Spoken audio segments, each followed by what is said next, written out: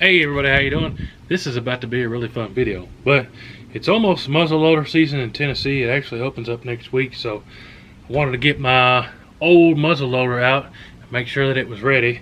And I actually realized that I never even unloaded this from last year. So what I did do this morning was I cleaned the barrel out so there's no rust or anything in the barrel, and I've got to fire this thing to unload it, and I want to fire it, you know, one or two more times and make sure that the scope's still on. But let me read this. This is called a CVA Mag Bolt 150, and it's got a 1-32 twist, and this is the 50 cal.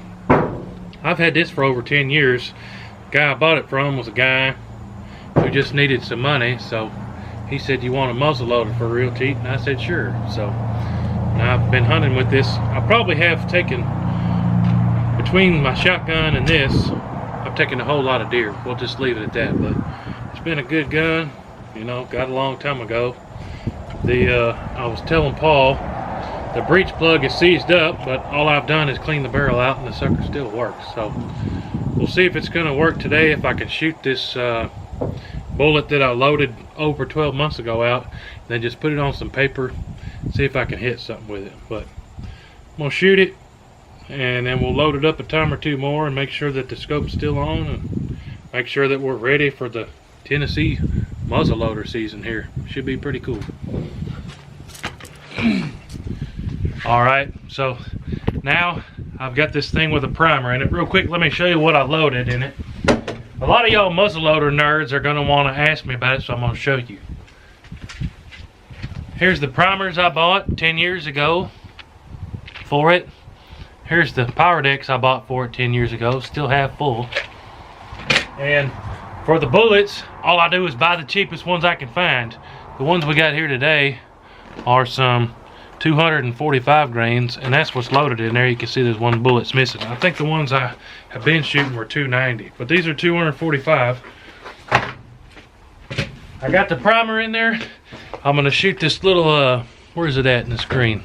Piece of paper right there, that shoot and see silhouette right there, and just see if the scope's on, and then we might do a little bit of tweaking here and there and see what happens. But this was loaded 12 months ago.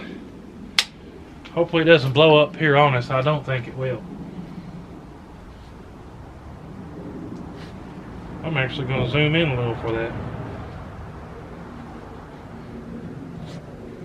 See how far off this scope is. I sighted in. I sighted this in right when I got it over 10 years ago too, so I haven't touched it. I've just been taking deer with it.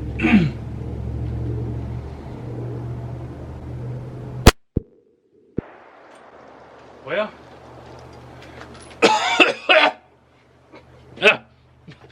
that smelled real bad when it went off, but looks to be dead on. Let me go run you guys up to the target real quick.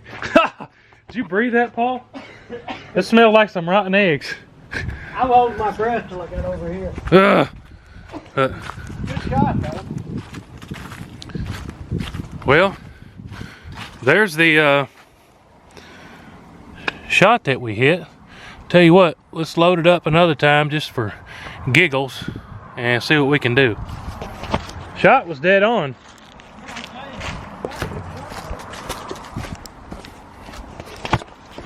But I'm actually pretty surprised it was still pretty much dead on after 10 years, but has been a good muzzleloader for taking deer. Let's load it up one more time. I'll show you how I load it up.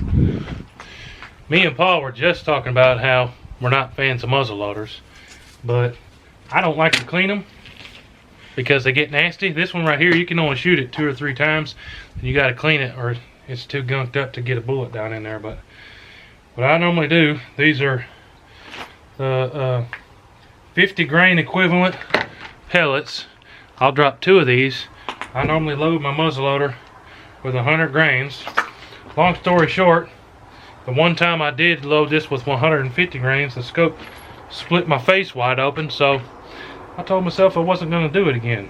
But I am going to do it in a future video, so stay tuned. So I got 2 of those little plugs in there, and then I'm going to pop out one of these bullets.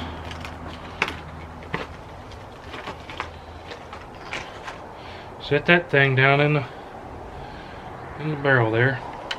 I know some of you guys are full-on muzzleloader junkies, but see, after one shot, that sucker's hard to load. So got that seated down in there. Well, I guess I can put that back in the little deal it's got. And I'm gonna grab one of these primers.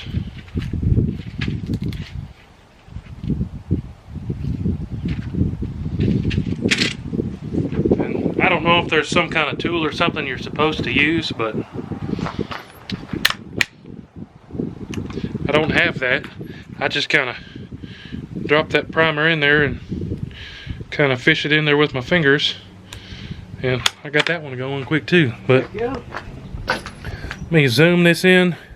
Actually, you know what? With a muzzleloader, it's more fun to watch the smoke go out. So I'm gonna try to shoot that same target again and see what happens here. Safety off again.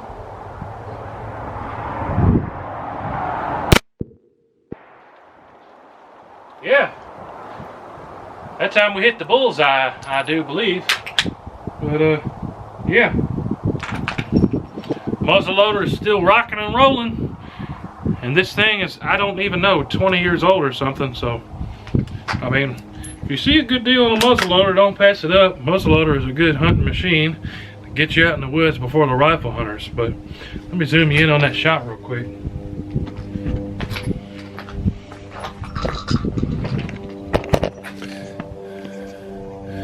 You can see where it's making two holes. The one is the bullet and the other one's that little plastic sabot that is catching the barrel grooves and all that. But you can see that one, that shot was actually dead on the bullseye.